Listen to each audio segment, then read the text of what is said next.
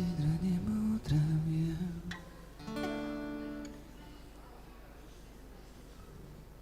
каждый день.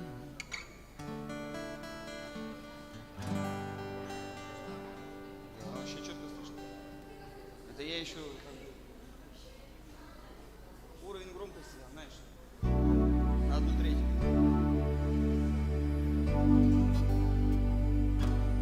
Ну я вот четко сейчас слышу лишь инструменты.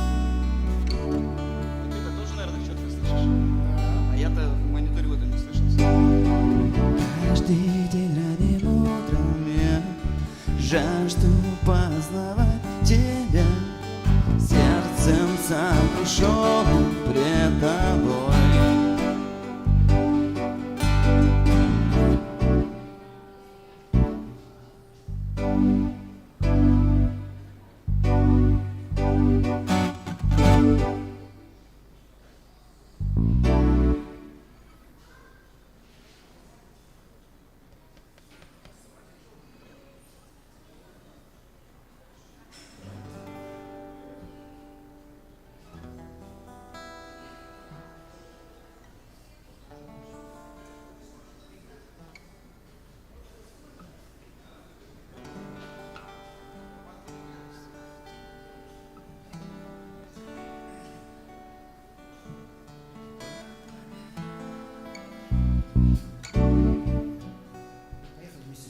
Единственное, я барабаны не слышу. Ну ладно, давай. Микрофон-то есть? На бочку, наверное, есть. Ну давай, вот, поиграй. Да, нормально.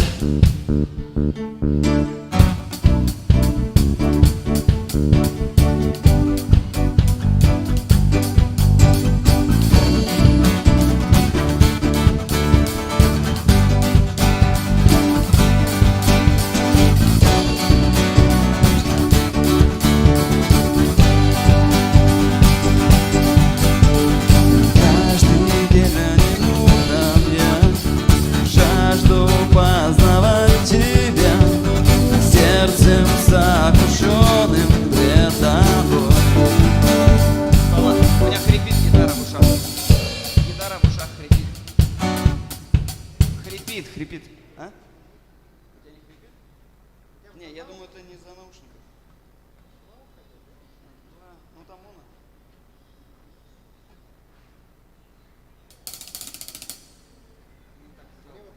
Да, конечно.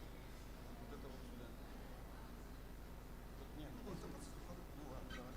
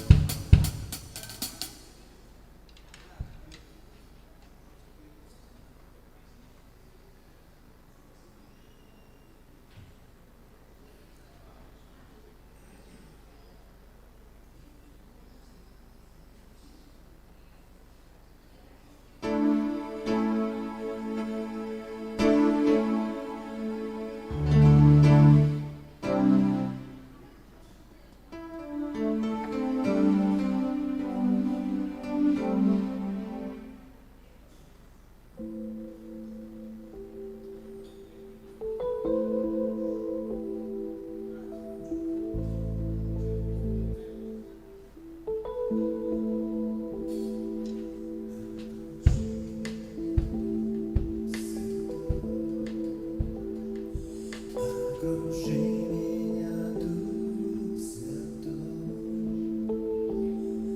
подними меня, подними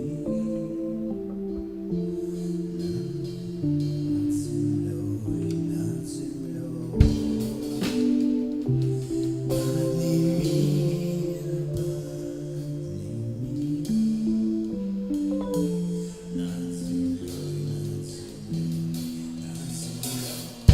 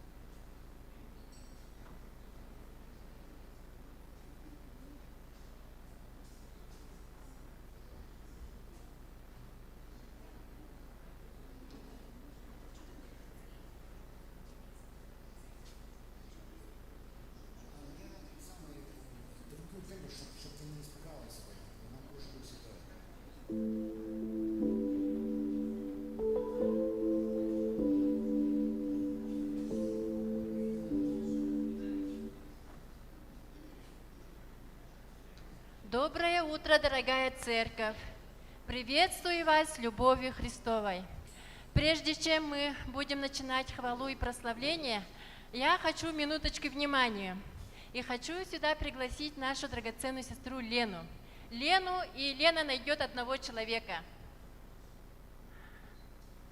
Мы сейчас будем прославлять Бога, да, поклоняться Богу. А вы знаете, что означает слово «хвалить»? Сейчас Лена, она покажет и объяснит нам. Давайте, кто с Леной?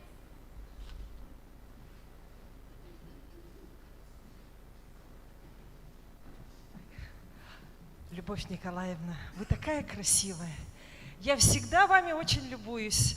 У вас всегда такая красивая прическа, вы всегда такая ухоженная, у вас такие прекрасные наряды. Вы вот просто от кончика головы до кончика ног вообще просто всегда само совершенство. Я на вас всегда любуюсь. Вы такая прекрасная женщина. Стоп, Лена. Спасибо, Лена, большое. Любовь Николаевна, спасибо. Вы теперь знаете, как хвалить и благодарить своего Бога?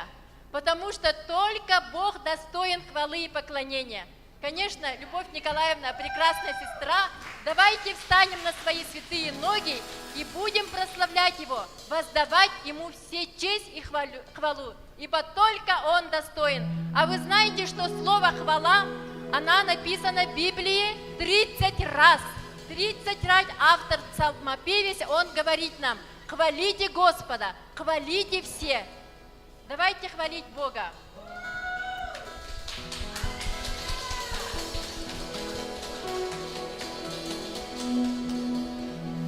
Будем петь, петь, петь с благодарными сердцами.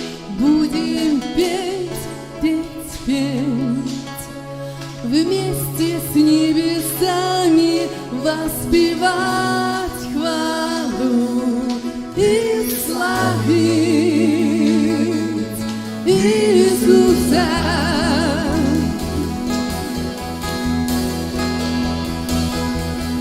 Будем петь, петь, петь с благодарными сердцами. Будем петь, петь, петь вместе с небесами, воспевать хвалу и славить Иисуса.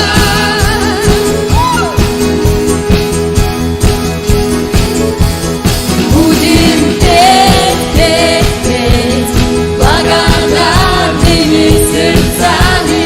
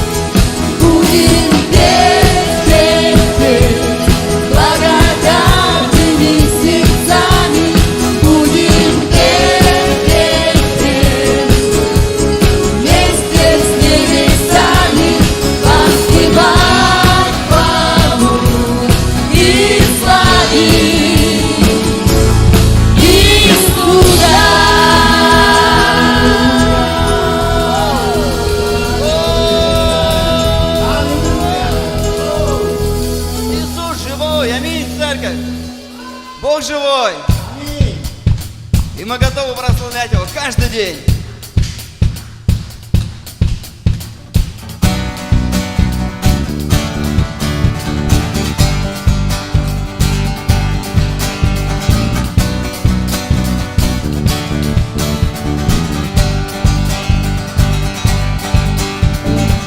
Каждый день ранним утром я жажду познавать тебя, сердцем сокрушенным пред тобой.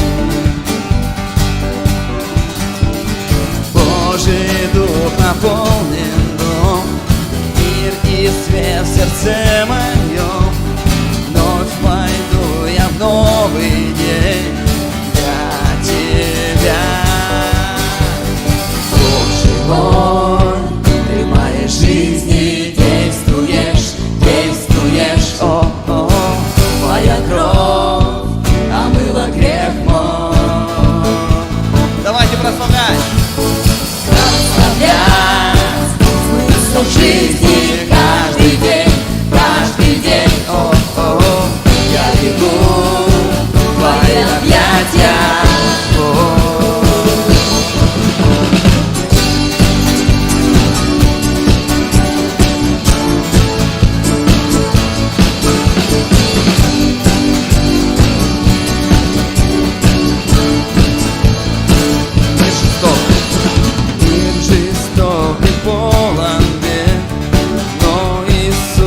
Яркий свет, мы твоей благодатью спасены.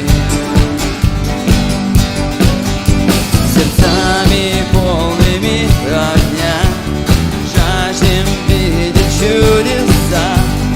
Действуй в нас и через нас. Бог живой, ты в моей жизни действуешь. Действуешь, о-о, твоя кровь омыла грех мой. Прославлять смысл жизни каждый день, о-о. Я бегу в твои объятия. Бог живой! Бог живой, ты в моей жизни действуешь. Действуешь, о-о, твоя кровь омыла грех мой. Я буду прославлять тебя. Прославлять смысл жизни каждый день, о-о. Я бегу в твои объятия. Твои объятия я бегу, Господь.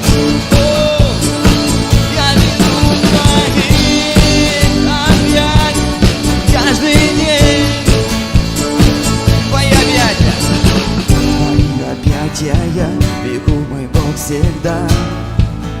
В тебе укроюсь, открой свои пути, чтоб за тобой идти, нести всем свет твой. Твои объятия я бегу, мой Бог, всегда. В тебе укроюсь, открой свои пути, чтоб за тобой идти, нести всем свет твой. Ты за мною, твой дух ведет меня и наполняет своей силой. Ты живой Бог, яви нам чудеса и покажи нам свою славу. Ты за мною, твой дух ведет меня и направляет своей силой. Ты живой Бог, яви нам чудеса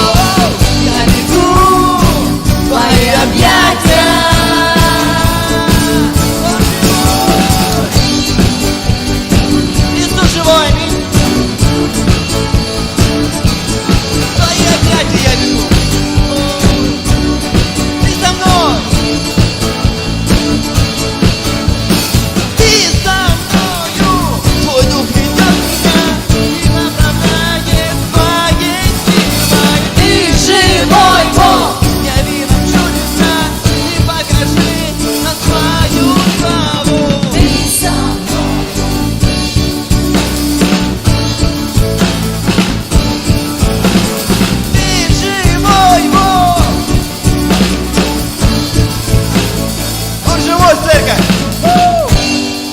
Аллилуйя! Воздай ему всю славу. Он достоин. Аллилуйя.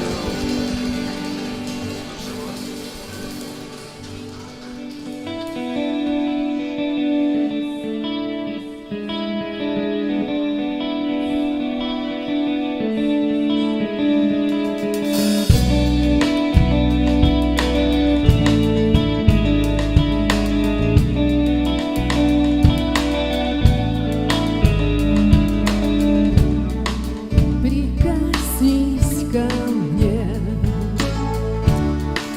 будь со мною, мой Бог.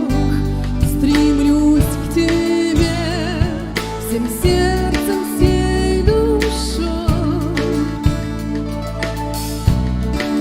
Оживи меня своей любовью, мой Бог.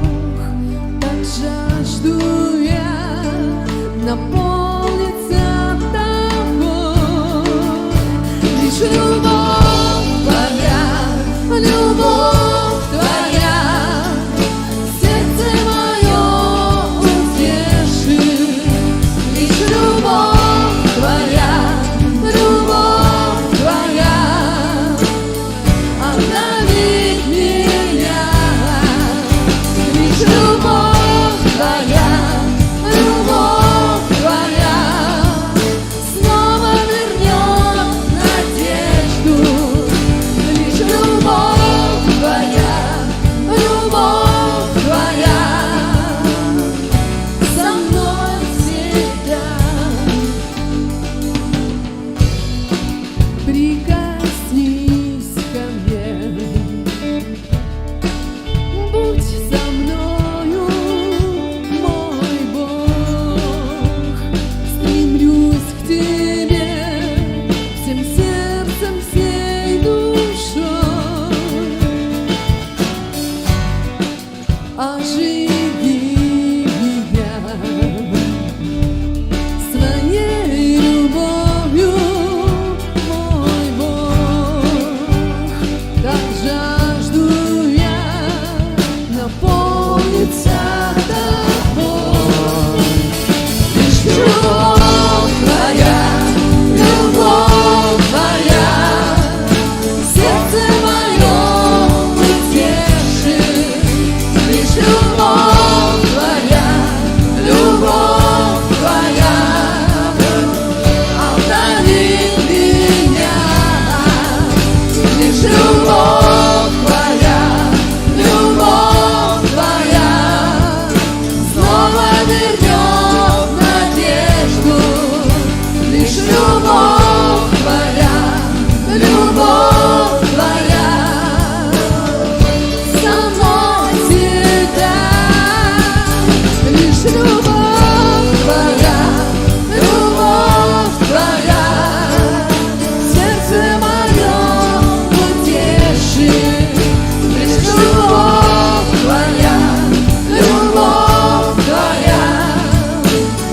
обновит меня. Лишь любовь Твоя, снова вернет надежду. Лишь любовь Твоя, со мной всегда. Лишь любовь Твоя,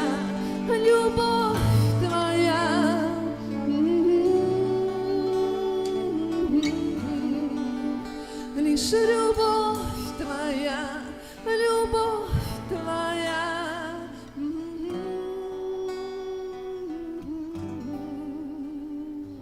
Только любовь Твоя, Господь. Все и во всем. Бог есть любовь. Воздай Ему всю славу.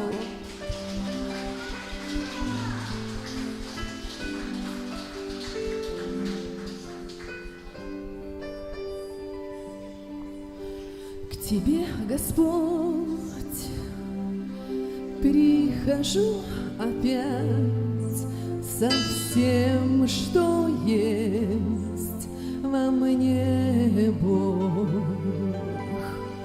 Ты взял мой мир в ладони своих рук. Я твой Господь навеки. Верю я в Тебя, Иисус, я принадлежу Тебе. Ты причина, чтобы жить, Ты причина, чтобы петь. Верю я в Тебя, Иисус, я принадлежу Тебе. Ты причина, чтобы жить, Ты причина, чтобы петь. Всем, что я есть, пойду туда, куда и Ты пойдешь, через радость и любовь доверюсь я. Хочу ходить по Твоим путям, обетования всегда. Верю я в Тебя, Иисус, я принадлежу Тебе. Ты причина, чтобы жить, Ты причина, чтобы петь. Верю я в Тебя, Иисус, я принадлежу Тебе. Ты причина, чтобы жить, Ты причина, чтобы петь. Всем, что я есть. Энинеге келеми топар бына арылабы илерге мигин оскута энетери эне болагы идереби Иисус эйеверенеби эн ологом солтада мен туган ырета идереби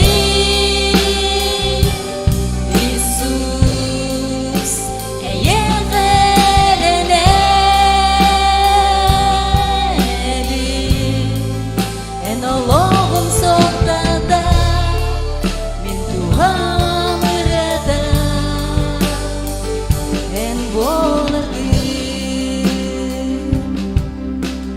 игинни мен барым өрү такта аргыстаган эн соларды батырым бербик тылга эребиле идереби Иисус эйеверенеби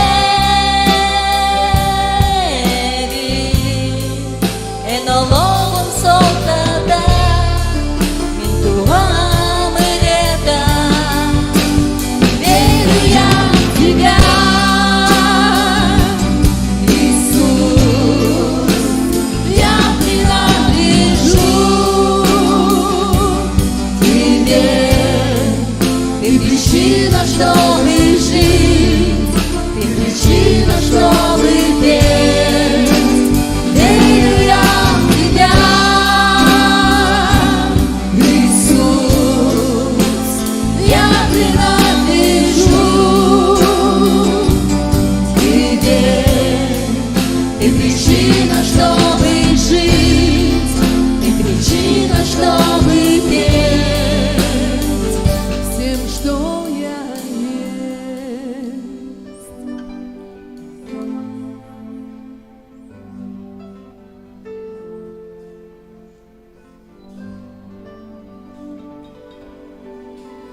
Аллилуйя, Иисус, мы благодарим Тебя, наш Бог, за это, Боже. Мы принадлежим Тебе полностью. Мы храм Духа Святого, и Ты живешь в нас. Спасибо Тебе, Господь, за Твой Дух.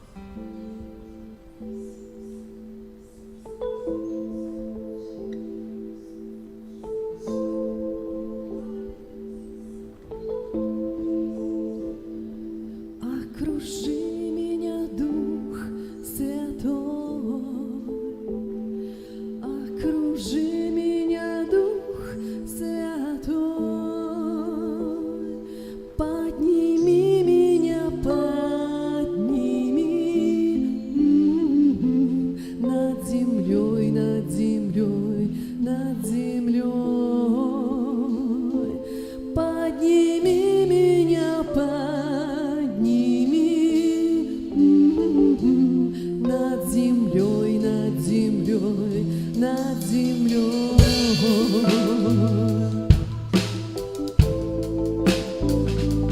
Прикоснись ко мне, Дух Святой. Прикоснись ко мне, Дух Святой. Подними меня, подними над землей, над землей, над землей. Подними меня, подними над землей, над землей, над землей. Лишь в ладонях твоих ощущаю любовь. Лишь в ладонях твоих ощущаю тепло, любимый Отец, любимый Отец.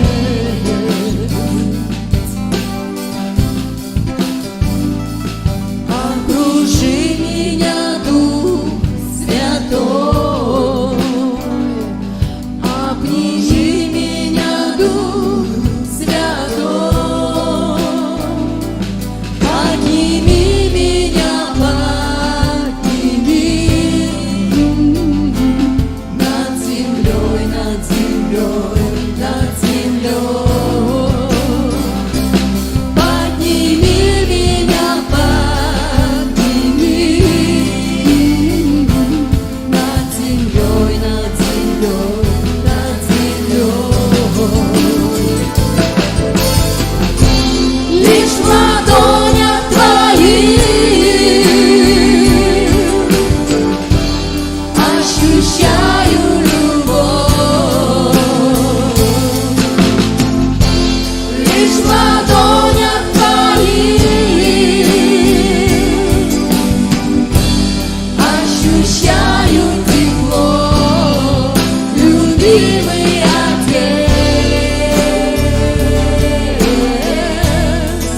любимый Отец. Лишь в ладонях твоих ощущаю любовь. Лишь в ладонях твоих ощущаю тепло, любимый Отец, любимый Отец.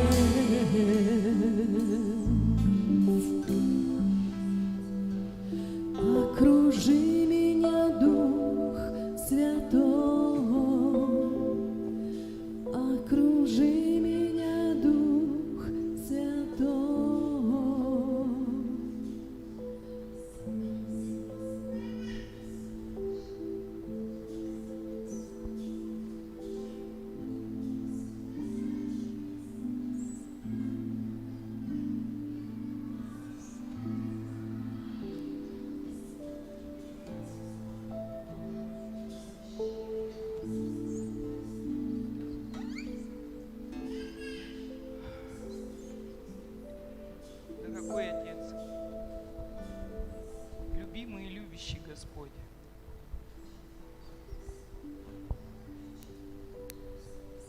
тело Твое.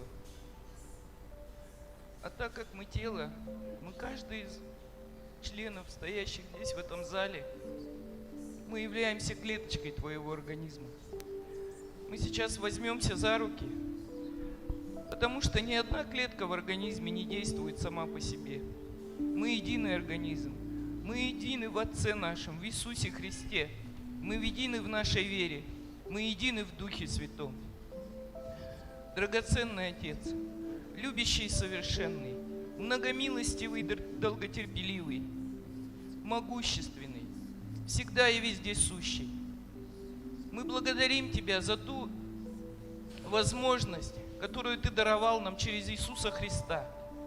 Мы можем с дерзновением приходить к престолу благодати Твоей, приносить свою хвалу, свое поклонение, отдавать свои сердца, приносить к подножию Твоего престола наши нужды.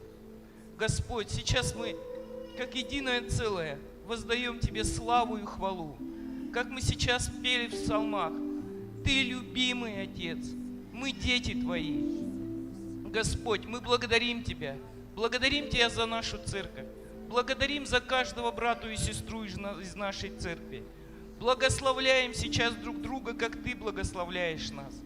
Благодарим Тебя за нашего пастора и его семью. Господь, благодарим Тебя, освети его сердце, освети его разум. Покажи ему путь, по которому Ты хочешь провести Твою церковь, Господь.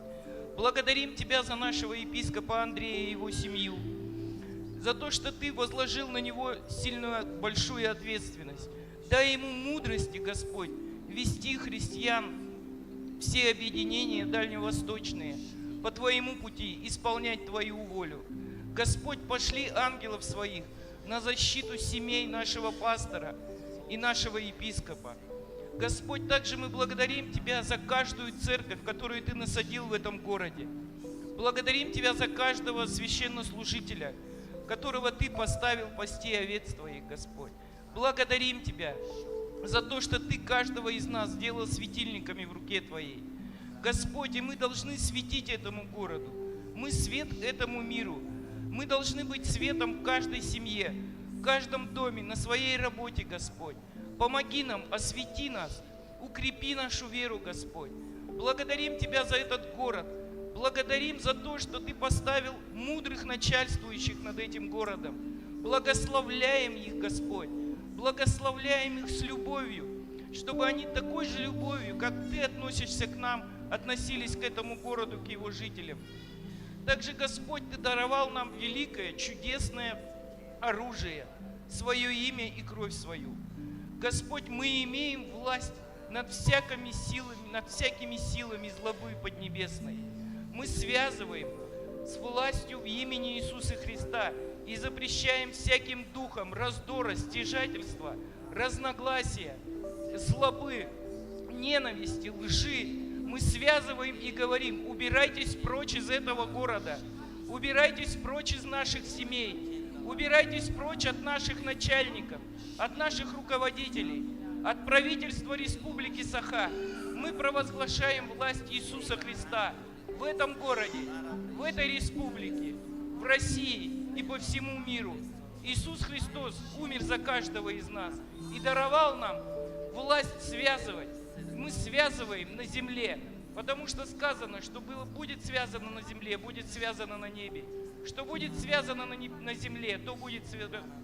Что будет развязано на небесах, то будет развязано на небе. Мы сейчас связываем всякие духи разделения, лжи, ненависти, алкоголизма, наркомании, блуда. Мы запрещаем всяким духам приближаться к святым Божьим. Мы запрещаем приближаться ко всем людям этого города, потому что мы и этот город принадлежим Иисусу Христу. Отец Небесный, пошли воинов своих для защиты этого города. Поставь по границам своих ангелов, потому что этот город мы отдаем в Твои руки. Господь, также мы сейчас приносим к Твоим ногам всех тех, кто когда-то призывал имя Твое, но по каким-то причинам, в силу лжи или обиды, в силу лжи дьявольской, которая не дремлет ни секунду, которые потерялись, заблудились. Но Ты знаешь, Господь, где они, Призови их, коснись их своей любовью, Господь. Пусть они снова ищут Тебя. Пусть они вернутся в тело Твое, Господь. Также, Господь, пока мы живем здесь на земле, у нас еще есть нужды. Ты знаешь каждую нужду. Иногда Ты знаешь даже наши нужды больше, чем мы.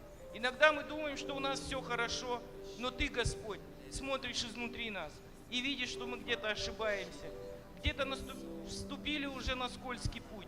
Господь, Духом Своим, Своей сильной рукой веди нас по Твоему пути, чтобы мы могли исполнить волю Твою в своей жизни, чтобы в нашей жизни в конце мы сказали: Господь, мы исполнили волю Твою, в нашей жизни прославилось имя Твое.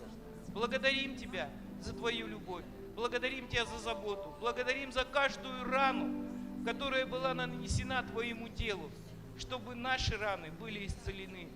Господь, мы верим в то, что Ты сам телом Своим вознес грехи наши на древо. Мы свободны от греха, ранами Твоими мы исцелились.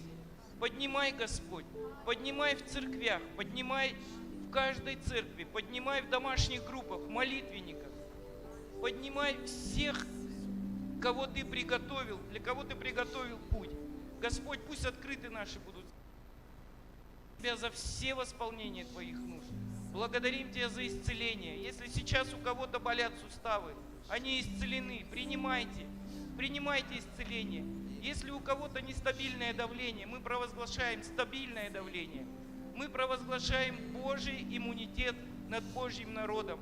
Благодарим Тебя, Господь, за Твою любовь, за Твою заботу, за Твою защиту. Слава Тебе! Мы молились Тебе, Господь, с благодарностью, любовью, с великой верой. Благодарим Тебя. Мы молились во имя Иисуса Христа, Господа и Спасительного нашего. Да будет так. Аминь.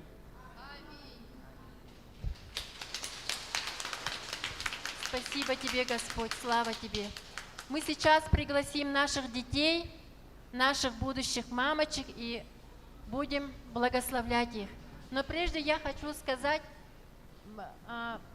благодарить группу прославления всех и наших братьев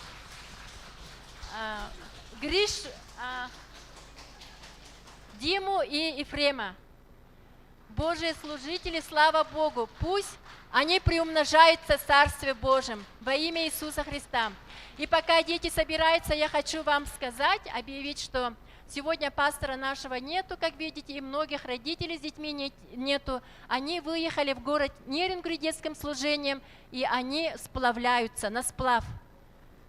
Мы благословляем их, чтобы Господь сильно коснулся их сердец, потому что Господь нашей церкви поднимает детское служение.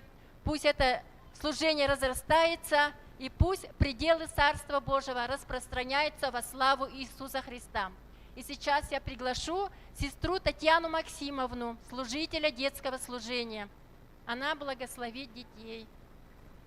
Дети, выходим сюда.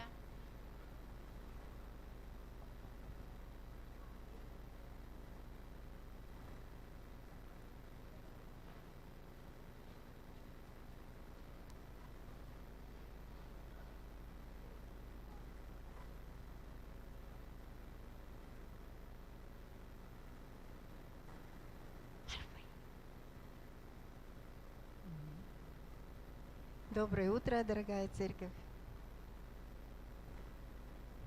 Дорогой Господь, мы просим Тебя благословить всех наших детей. Благослови каждого ребенка и всех детей наших братьев и сестер. Пусть у них будет крепкое здоровье.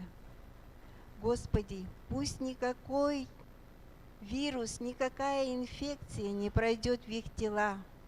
Господи, даже если они пройдут, то пусть они выйдут из их организма, ничего не повредив. Господи, окружи их своей любовью, наполни своей любовью.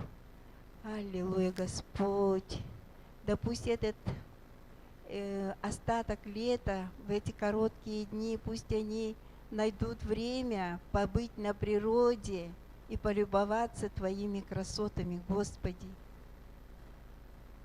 Господи, дай нам, родителям всем, быть мудрыми и направлять наших детей по Твоим путям.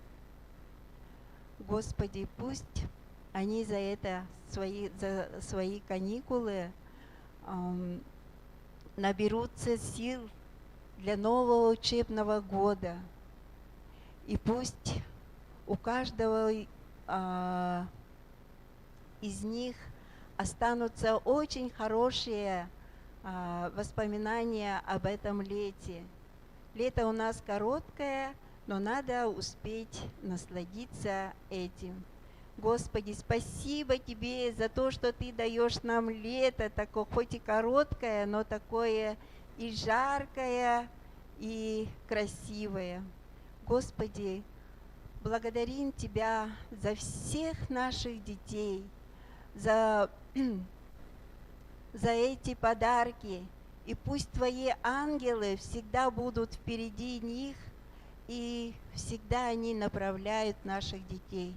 Господи, благодарим Тебя и славим Тебя, и пусть наши дети возрастают и в росте, и наполняются Твоим Духом, и пусть они всегда и нас, и Тебя только радуют. Аминь.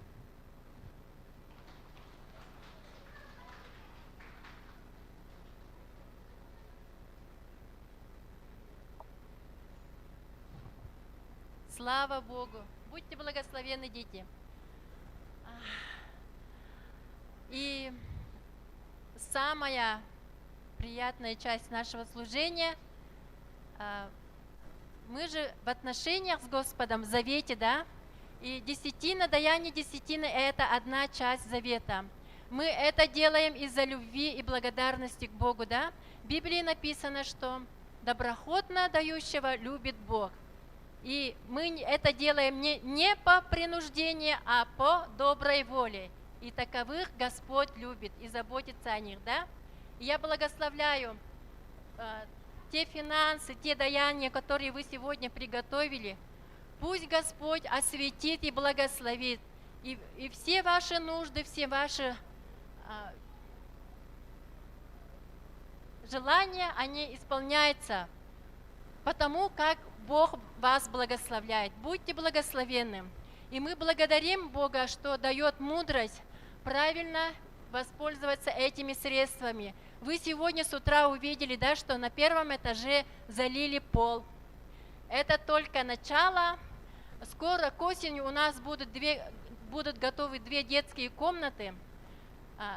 Закончены работы на первом этаже, и, возможно, к зиме у нас будут теплые, мягкие полы, ковролиновое покрытие. И это все благословляет Господь через ваши руки. Пусть ваши руки будут благословенным. И сейчас я вас благословляю. Благословляю ваши уши, ваши сердца, чтобы они были готовы принять то семя Божьего Слова, которое сейчас будет высвобождено через Любовь Николаевну. Мы благословляем, чтобы это Слово, оно принесло добрые плоды в нашей жизни, чтобы мы были не просто слышателями Слова, но и исполнителями. Пусть Господь вас благословит в присутствии Божьем.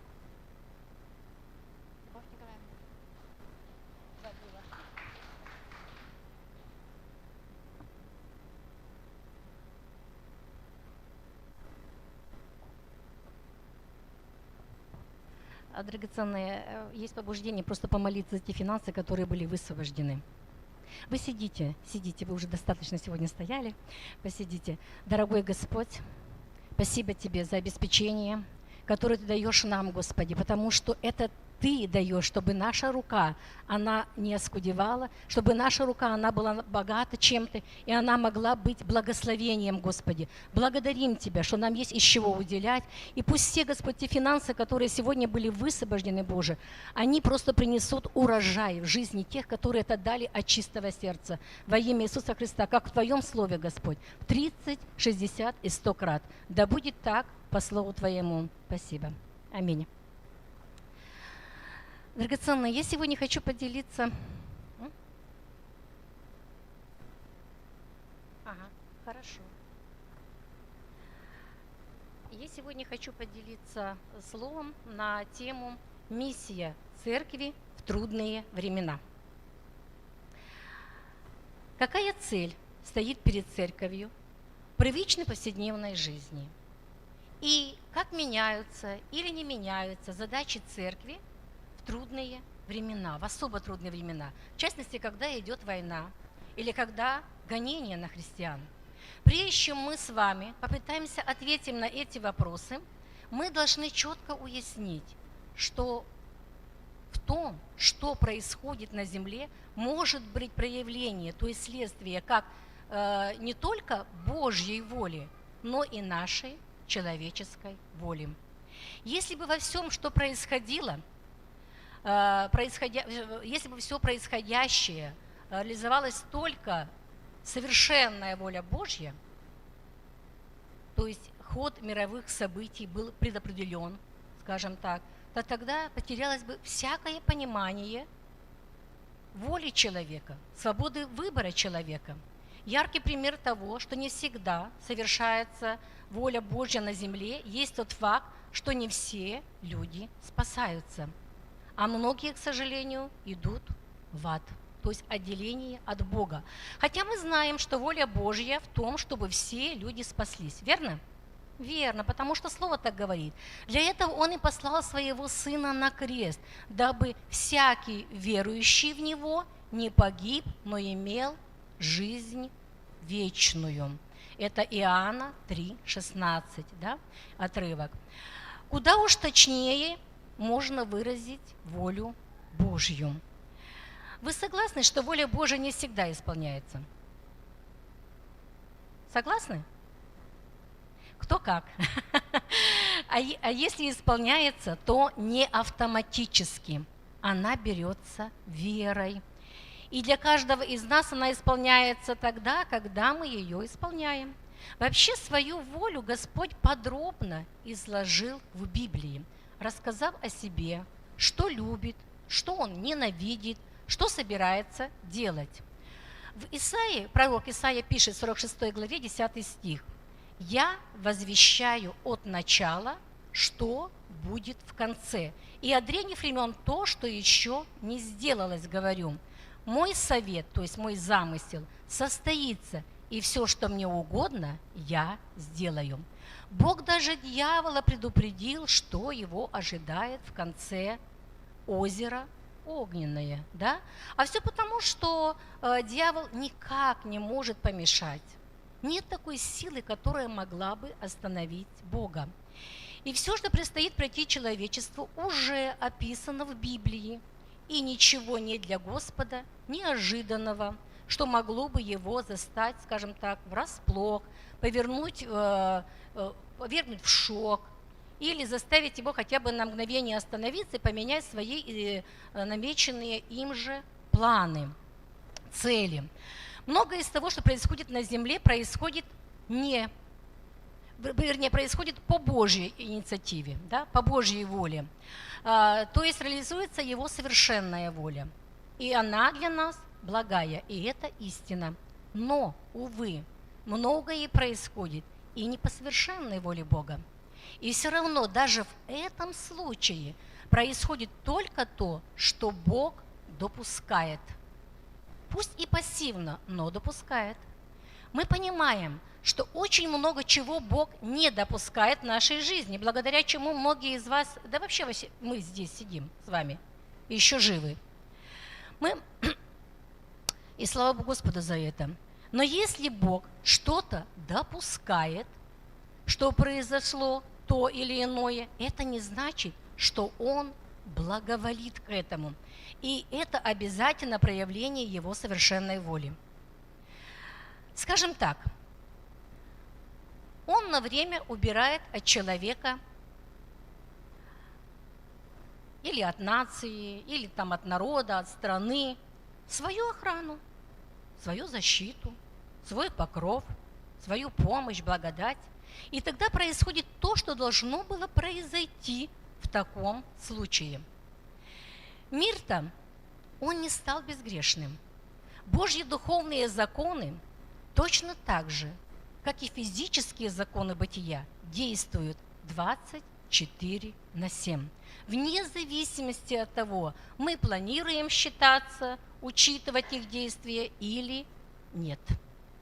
Ну, например, с действием закона всемирного притяготения, мы сталкиваемся постоянно, да? Ну, иначе бы мы улетели уже. И если мы выбираем игнорировать этот закон, то это наш личный выбор. Долго экспериментировать и прыгать с высоты точно никому из нас не придется. Надеяться на то, что Господь не допустит нам разбиться. Мы же Его дети, и нас или ветер подхватит, или ангел Божий на руках понесет. Это глупо. Если прыгнем с большой высоты, разобьемся. Причем тут Бог? Господа Бога не нужно искушать. Но если младенец прыгнет, то Бог может поддержать, может подхватить. Главное, чтобы человек, повзрослев, не повторял ошибок и экспериментов, решил, что так можно делать и так правильно. Поступая самовольно, живя по своим законам и игнорируя Божье, у человека постепенно происходит ожесточение сердца. И если Бог вовремя не остановит, и будет происходить то же самое и в дальнейшем, то Писание предупреждает, что может произойти кораблекрушение в вере. И такой человек в итоге может потерять спасение, может потерять вечность. А вот этого Господь как раз старается не допустить.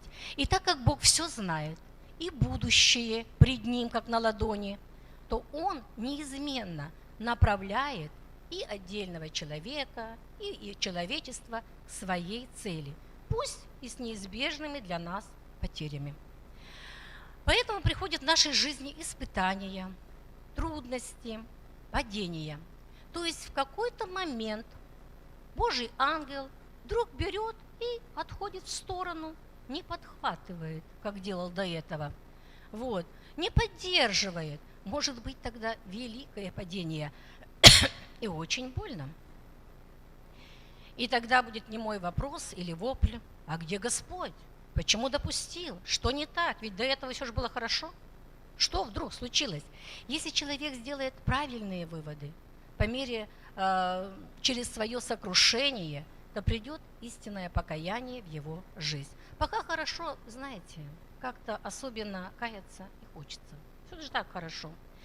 Бог сегодня предлагает всем людям, без исключения, благословение и жизнь. Точно так же, как Он это делал 1000 лет назад на горе Горизим, то есть горе благословения. Но люди, к сожалению, упорно выбирают проклятие и смерть, которые высвобождены точно так же были тогда, 1000 лет назад, но только на горе Гевал. Зачем же тогда нам обвинять Бога, когда это мы так делаем? Иакова 1 глава, там с 13-15 стих. Бог не искушается злом и сам не искушает никого. Бог не автор зла. И злого пути Он не предлагает. А что тогда?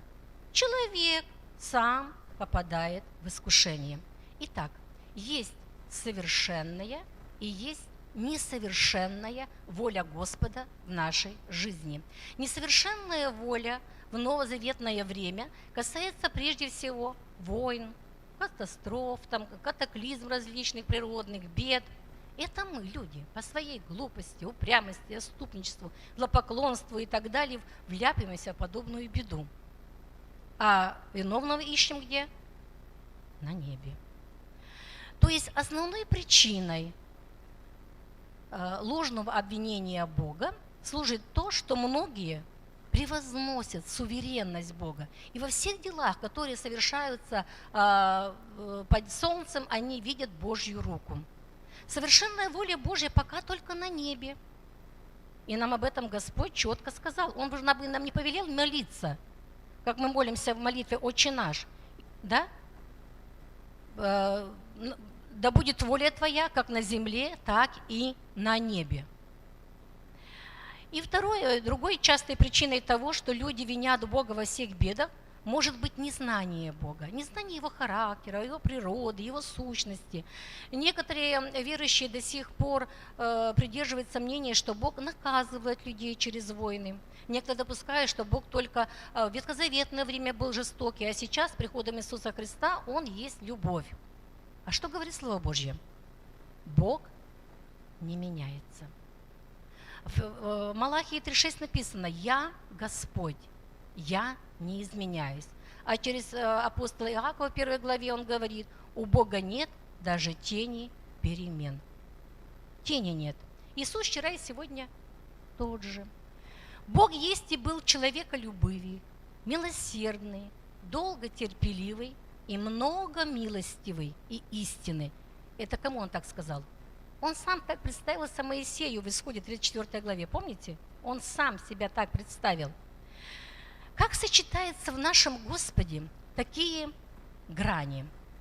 Одна из них – Он есть Господь Саваоф, что буквально значит Господь воинств или Бог небесных армий. И другая грань – Он есть любовь, агапе любовь, да? И все те характеристики любви, которые описаны в 1 Коринфянам 13 главе, они присущи Богу и Его любви. Попробуем объяснить те войны, в которых участвовал Божий народ, и не без помощи самого Бога. Одни из основных войн, которые были в ветхозаветное время, это были захватнические войны, изгнание евреями населения земли ханаанской. Да? Это были народы, ну вот в Ханаане жили народы, которые дали место дьявола в своей жизни настолько дали, что потеряли в себе как бы все человеческое. Они вели беспорядочные, вы знаете, половые связи в них были, жили родственники друг с другом, с родителями, с детьми и так далее, перекрестные, с животными. Они приносили бесам своих детей, проводили через огонь, это Астарте, Молоху, то есть были крайне еще к тому же жестокие, безнравственные, занимались магией, колдовством, хулили истинного Бога и так далее. Это помните, какие народы? Амореи, Хиттеи, Ферезеи, Хананеи, Езеи и Иусеи. Евеи и Иусеи. Насколько велико было развращение людей, что земля осквернилась, как написано в Левитах 18 главе. То есть земля осквернилась от этого беззакония. И тем не менее, Священное Писание говорит, что Господь не истреблял этих людей до тех пор, пока мера их беззаконий не наполнилась. Это в Бытие 15:16. Так что и здесь Божья справедливость, Его долготерпение и милосердие налицо. Господь пообещал евреям, что если они будут соблюдать Его заповеди, то даже им не придется воевать, и Он сам принесет им победу и сам будет сражаться. Каким образом? Он обещал то ангелов послать им в помощь, то шмелей там впереди их, шершней послать, то ужас свой, то какое-то несогласие в стане врага, смущение и так далее. Но, к сожалению, мы видим из истории, что евреи не слушали, и поэтому им самим приходилось браться за оружие и воевать. Но ошибочно думать, что Господь вообще против, чтобы люди воевали, чтобы они имели воевать. Увы, нет. Вы знаете, есть интересное местописание. Судей, 3 глава, 1 и 2 стих. Давайте мы его прочитаем. Вот те народы, которых оставил Господь. Знаете, это как закон всемирного тяготения. Оставил, чтобы искушать ими израильтян, всех, которые не знали о всех войнах ханаанских. Для того только, чтобы знали и учились войне последующие роды сынов Израилевых, которые прежде не знали ее. Видите, Господь специально, намеренно оставил некоторые народы в ханаанской земле, чтобы те искушали израильтян, и израильтяне учили войне своих сыновей. Филистимские, физические войны, они учат воевать духовно, и все взаимосвязано. В любой войне, и в физической, и в духовной, нужно умение, натренированность, дисциплина, послушание командиру, беспрекословное выполнение приказов, мужество нужно, смелость нужна, умение пользоваться оружием. Согласны? Второй тип войны в Новом Завете, которых вел народ Божий, это были оборонительные войны против врагов, нападающих извне на евреев. В Библии четко показано, что все они были связаны с духовным состоянием израильтян, с их отступлением от Бога, и отступлением, неисполнением Его заповедей. Бог допускал в таких случаях нападение на них врагов. То есть это не было желание Его сердца, не было Его совершенной волей для Израиля. Это была необходимость. То есть Господь вынужден был решать вопрос таким радикальным путем – войной, пленом, разрушениями, так как ничего другого, ничто уже не могло их по-другому спасти от гибели. Но делал Бог это не вдруг и не сразу. Он вначале неоднократно предупреждал через пророков о том, что ожидает. Скажем так, долго терпел. И если народ не раскаивался, то он в конце концов снимал с них свою защиту. Опять-таки, конечная цель Господа была благая. Какая? Спасти души, спасти народ. Но если евреи каялись в грехах и обращались к Богу за помощью, Бог обязательно приходил и благословлял, помогал их чудным образом просто одерживать победу, без применения даже военной силы. Что было задействовано? Мы уже кое-что перечисляли. Вот. Трубный звук Гедеона, например, помните? Ангел Господень вмешивался, да? Гром с неба, вот. Несогласие в стане врага, там, 7-дневный обход вокруг Иерихона и так далее.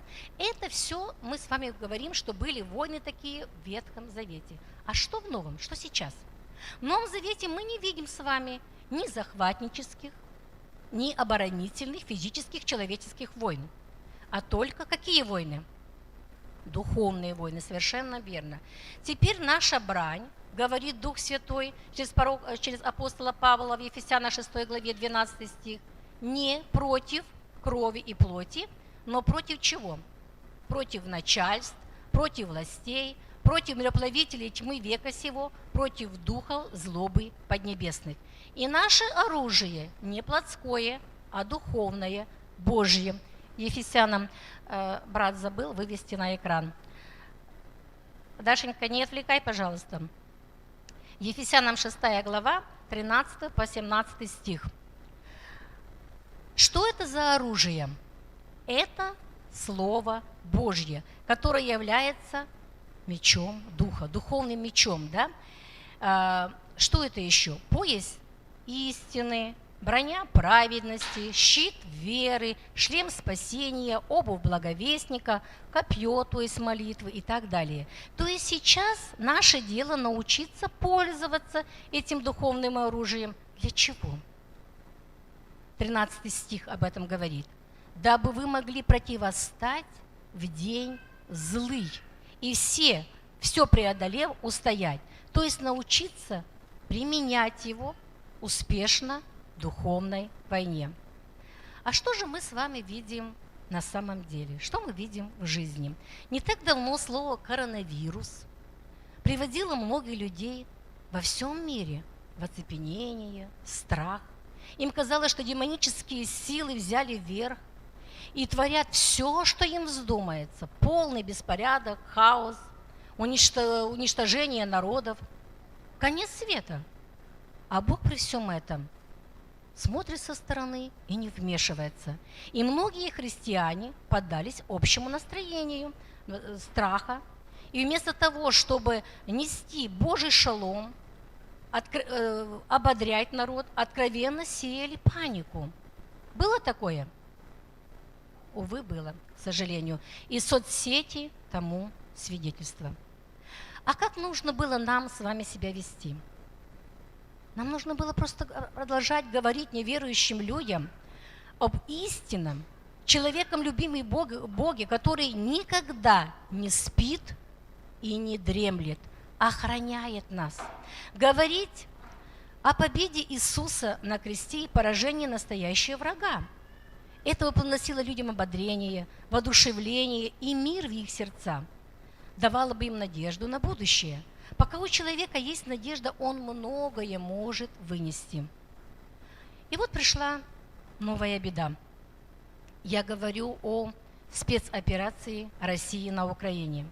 Снова некоторые христиане впрочем забыли, что Господь – автор человеческой истории, и Он никак не самоустранился, и даже на минуточку одну не дает врагу душ человеческих, то есть дьяволу, полную свободу действий. В конце всегда говорит Бог. Он – альфа, и Он – омега. Он – начало, и Он – конец. Он первый, и Он – последний, и Его слово последнее.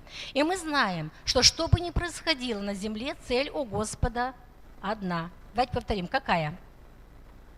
Распространение Царства Божьего и спасение, естественно, человека. А наша с вами цель какая? Такая же, драгоценные. Мы для того и посланы на землю, чтобы исполнить волю пославшего нас. Но чтобы исполнить эту волю, нам надо знать, как минимум, знать и историю Израиля, которая записана в Библии и дана нам для назидания, знать историю человечества, чтобы не хватать все подряд, а хотя бы немножечко анализировать, и делать выводы. И не лезть, естественно, в политику. По оценкам ученых-историков, за всю историю человечества произошло, знаете сколько? Более 15 тысяч войн, в которых погибло до 3,5 миллиарда человек. Без войны люди, согласно данным Википедии, не жили всего 292 года. Всего. О чем это говорит? Войны, они являются неизменной спутницей человеческой истории. А чего ожидать впереди? Сам Христос сказал, что вплоть до Его второго пришествия в мире будут войны и разные бедствия. Матфея, 24 глава. Быть посланником Божьим – это говорить то, что говорит Царь, который нас послал, и делать то, для чего мы посланы. Делать дела, которые делал Иисус. Ведь Бог нас предузнал и предопределил быть подобными Его Сыну. Что делал Иисус? Он был миротворцем, Он примирял людей, человека с Богом, нес прежде всего послание Царства Божьего, нес Евангелие, и этому учил учеников. А уже потом Он исцелял, освобождал, воскрешал, очищал и так далее. Наша цель каждого христианина – это возрастать в познании Господа, преображаться в образ Иисуса Христа и, конечно же, нести свет Евангелия. Поручение церкви, которое написано было в Марках 16:15, проповедовать Евангелие до краев земли, оно на все времена и никогда не устареет до прихода Иисуса. Но в то же время каждой поместной церкви, в каждый определенный период ее духовного состояния и роста Бог дает свое специфическое задание, и его тоже нужно выполнять. Влияние, оказываемое церковью в мире, в разные периоды, в разных странах, в разной местности, они не одинаковые. В одно время влияние церкви было более выражено, более сильно, а в другое время менее выражено. Но тем не менее, это влияние было, есть и оно будет. Церковь – это не отдельная единица, которая отстранена от общества, а является неразрывной частью общества.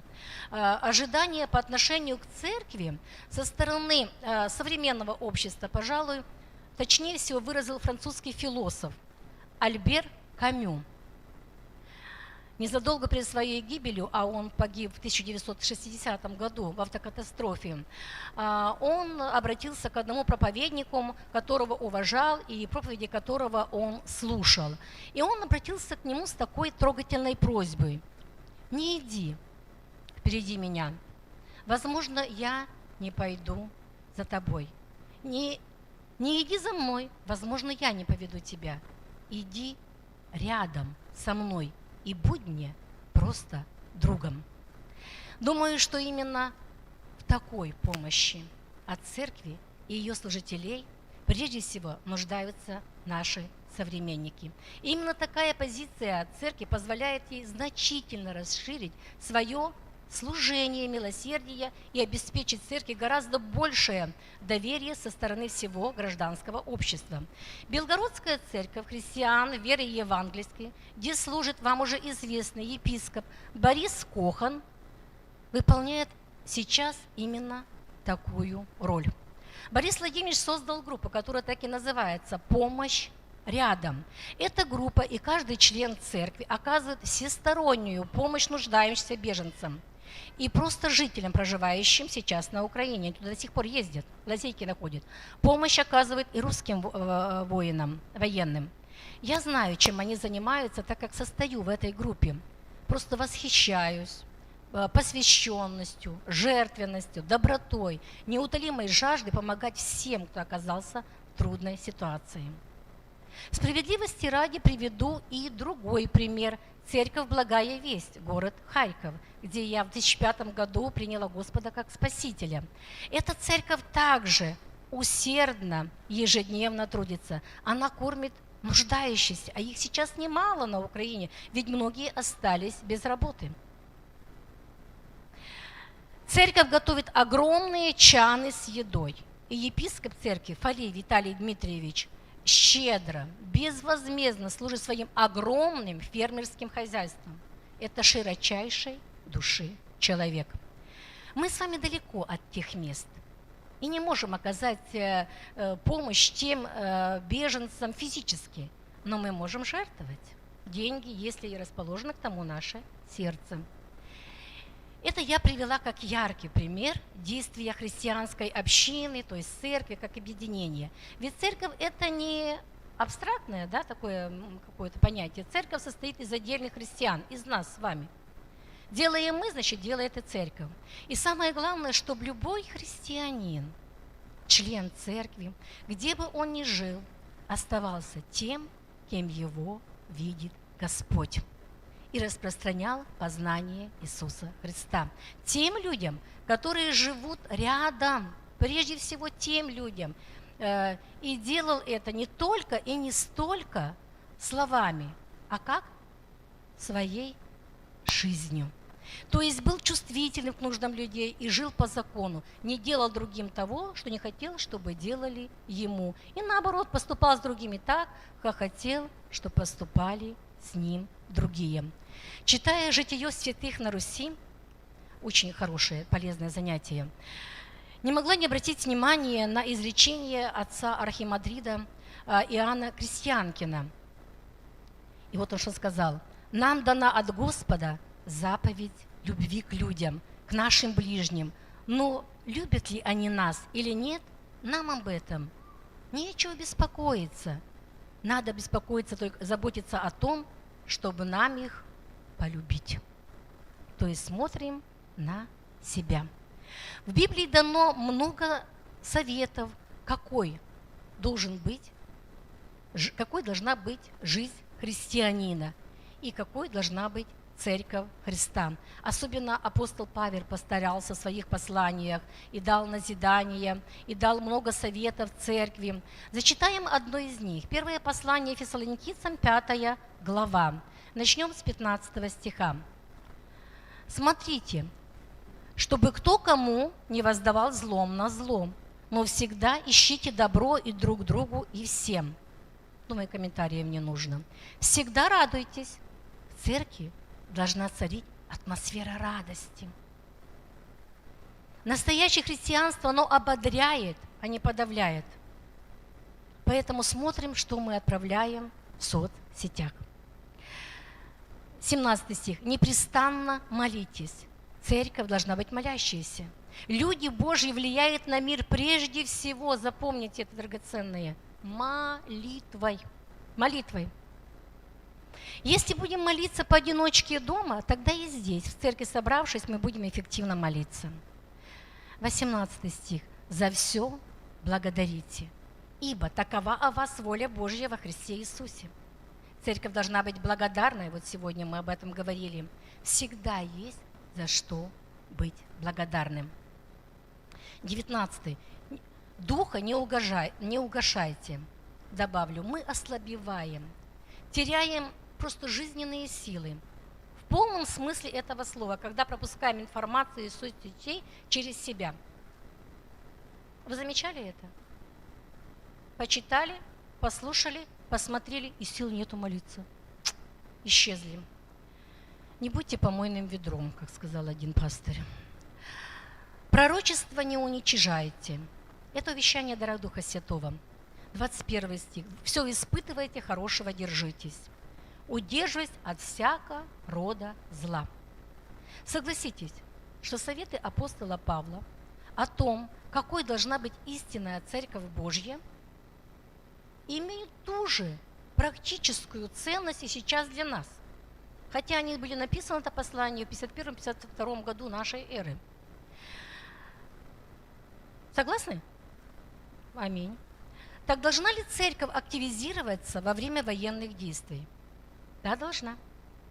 Но в чем тогда это будет выражаться?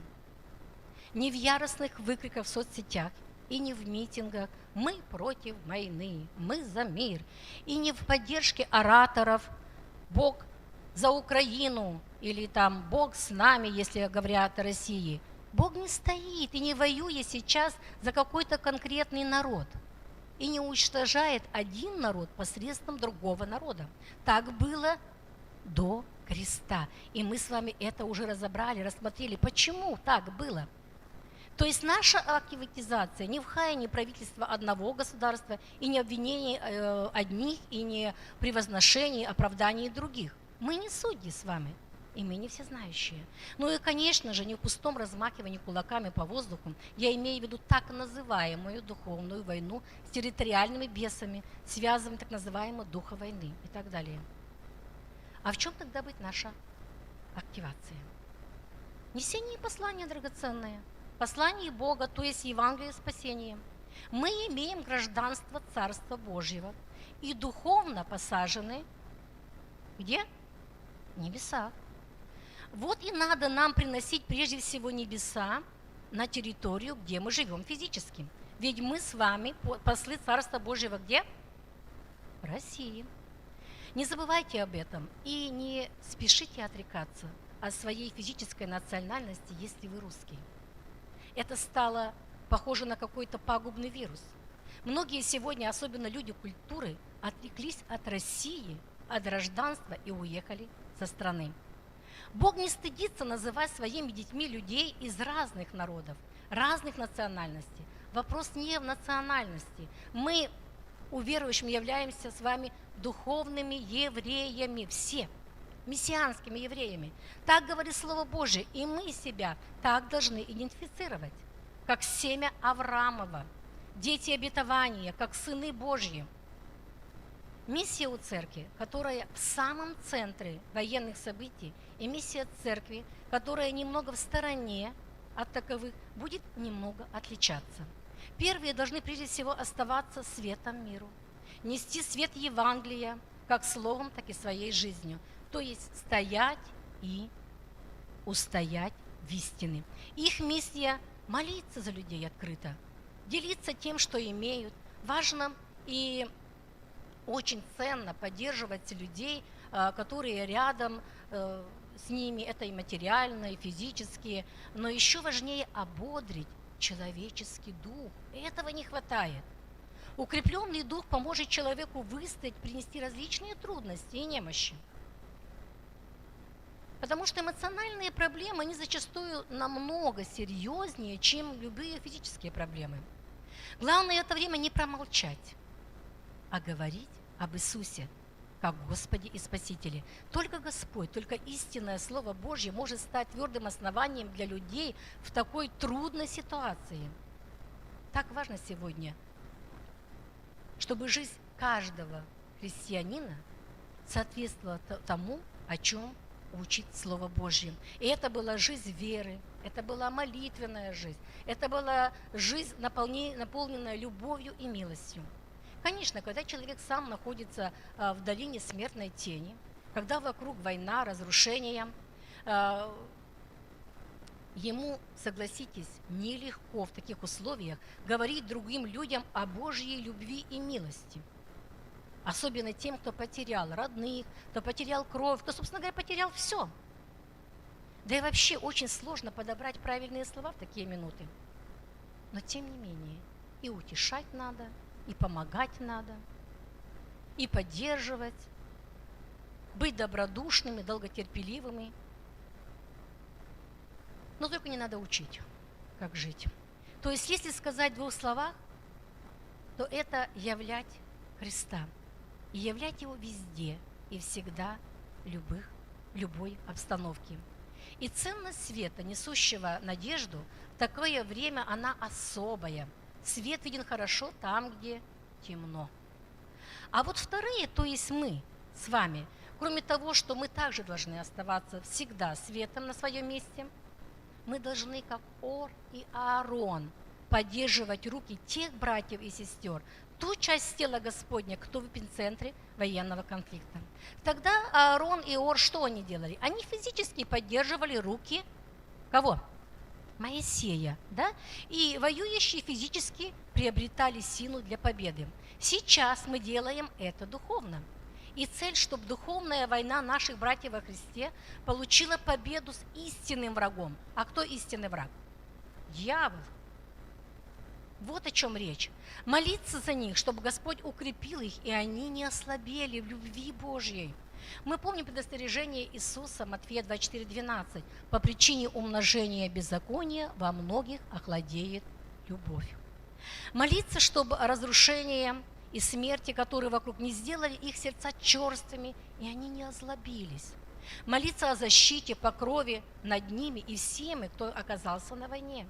Молиться, чтобы наши братья и сестры во Христе не стали слепыми и не стали видеть врага в человеке, как это видят неверующие люди. А в ком они должны видеть? В сатане, естественно, его войске. То есть, чтобы не направили свою войну против плоти и крови. В Откровении Иоанна 16 написано, с 13-14 стих, определенно указывается, кто является возбудителем войн. Кто это? Это бесовские духи. Это слуги дракона, самого сатаны. Они возбуждают людей на войны. Нам нужно молиться с позиции небес и высвобождать принципы Царства Божьего. Мир, любовь, единство. На самом деле, каждый из нас, каждый христианин должен молиться так, как его лично ведет Господь. И обязательно сверяться со Словом Божьим. Соответствует ли то, о чем он молится Слову Божьему, или нет? Что такое война физически? Происходит насилие, убийство, разрушение, то есть дела, которые пришел вершить дьявол на земле. Да? Его же цель – убить и погубить.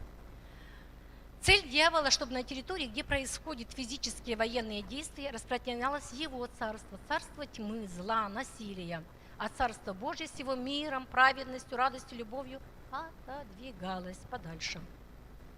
В Библии дан яркий пример, как церковь в целом и каждый из нас должен действовать в аналогичных ситуациях, когда есть явный конфликт, духовное и физическое противостояние распространению Царства Божьего. Алгоритм действия церкви во время войны, он тот же. Описан этот пример в Деянии 4 главе. Мы с вами выборочно прочитаем, а алгоритм все-таки запомните, пригодится, так как гонения, они будут. Они будут, увы. Деяние 4 глава, 5 стих. На другой день собрались в Иерусалим начальники и старейшины, и книжники. И Анна, первосвященник, и Каифа, и Иоанн, и Александр, и прочие из рода первосвященнического. 18 стих. «И призвав их», то есть речь идет о Павле, о Петре, вернее, и Иоанне, приказали им отнюдь не говорить и не учить о имени Иисуса. Что это? Как не запрет Евангелия, да? Сопротивление распространения Царства Божьего.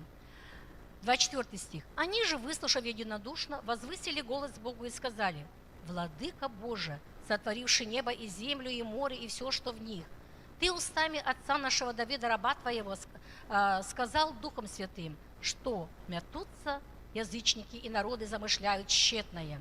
Восстали цари земные, и князи собрались вместе на Господа и Христа Его». То есть, как только верующие выслушали рассказ апостолов, что восстали против Евангелия иудеи и язычники в лице Ирода и Понтия Пилата, да, они в молитве обратились к Богу как владыке всего. И что же они ему сказали? «Ибо поистине собрались в городе сем на святого Сына Твоего Иисуса, помазанного Тобою, Ирод и Понтий Пилат с язычниками и народом израильским, чтобы сделать то», вот внимательно послушайте, посмотрите, «чтобы сделать то, чему быть предопределила рука Твоя и совет Твой». Вы читали? Вместо того, чтобы жаловаться Богу на этих властителей, которые объединились, чтобы осуществить свои коварные планы, здесь христиане четко понимают, что такие вещи не бывают без вмешательства суверенности Бога. И что это решение совета Божьего сделать то, чему быть определила рука Твоя и совет Твой. А нам кажется, ну это же не может быть, ну как это? Нам также не нужно во всем видеть козни дьявола, а лучше больше молиться и узнавать прежде всего волю Господа.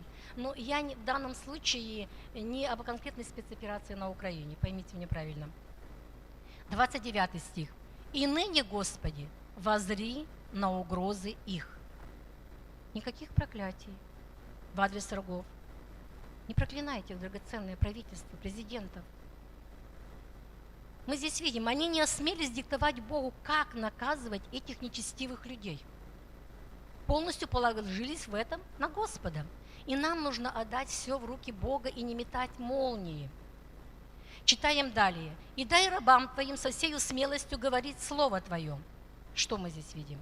Не было духовной войны, не было связывания никакого духа. Они не призывали огонь с неба на Ирода и на Понтия Пилата. Они констатировали факт пред Господом. И их цель была изменить, и их цель не была изменить действия правительства, там, духовенства, власти. А какая цель? Получить силу в проповеди Евангелия. Личная безопасность для них, она была не так важна. Гораздо важнее было бесстрашие в проповеди Слова Божьего. 30 стих. «Тогда как Ты простираешь руку Твою на исцеление и на соделание знамений и чудес именем святого Сына Твоего Иисуса». То есть верующие просят Бога продолжить подтверждать проповеди Евангелия знамениями и чудесами, совершаемыми именем Господа Иисуса Христа. Давайте еще раз повторим. Христиане, выразив доверие Богу и уверенность во всемогуществе, в силе Божьей, просят усилить их евангелизацией, дать им для этого смелость и сопровождать Евангелиями, чудесами и знамениями. А мы что бы с вами делали? Орали бы, бесов связывали, Бога там бы руку заламывали, мы бы орали, кричали, что такого от Бога быть не может. И церквям на Украине нужно так двигаться. Нужно все то же самое. Это план действий для них и для нас, драгоценные, тоже. И нам, напоминаю, нужно еще молиться, чтобы поддерживать их, и они избрали правильную тактику. Не сомневаюсь, что этот конфликт между Украиной и Россией Бог будет задействовать с целью продвижения Царства Божьего. Уже есть много чудесных свидетельств спасения, и будет их еще великое множество. Сегодня молитва идет 2 раза в день во многих церквях на Украине. Многие бывшие атеисты на Украине начали вопиять Богу. Происходит переворот сознания людей, и беженцы открыты слушать Евангелие. Какой же краткий вывод мы можем сделать из услышанного? Что бы ни происходило, и какие бы потрясения, перемены мы не видели в этом мире, а мир трясет на всех уровнях, мы должны помнить и признавать непоколебимую твердость Божьего правления и наличие Божьего предопределения для нас. В чем оно предопределение? Быть подобными Его Сыну. Об этом нам нужно молиться, к этому стремиться, и пусть Господь укрепит каждого из вас на этом пути.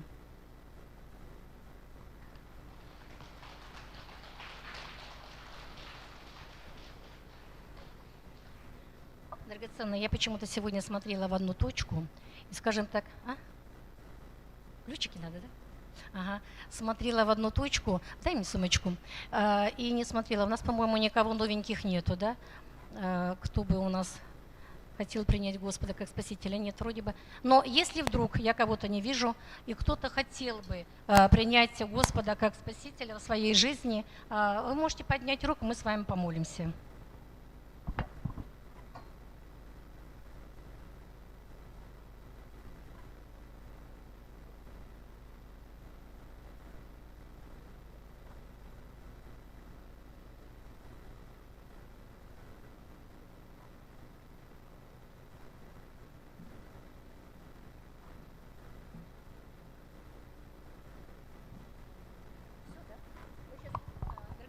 У нас, вы помните, что последний день, да? Первый день месяца мы обычно поздравляем именинников. Помните, да? Очень замечательно, хорошо. Сегодня нету нашей ответственной, нашей игумены нету, Натальи Михайловны, и поэтому она попросила, чтобы я помолилась за тех, у кого день рождения был в июле.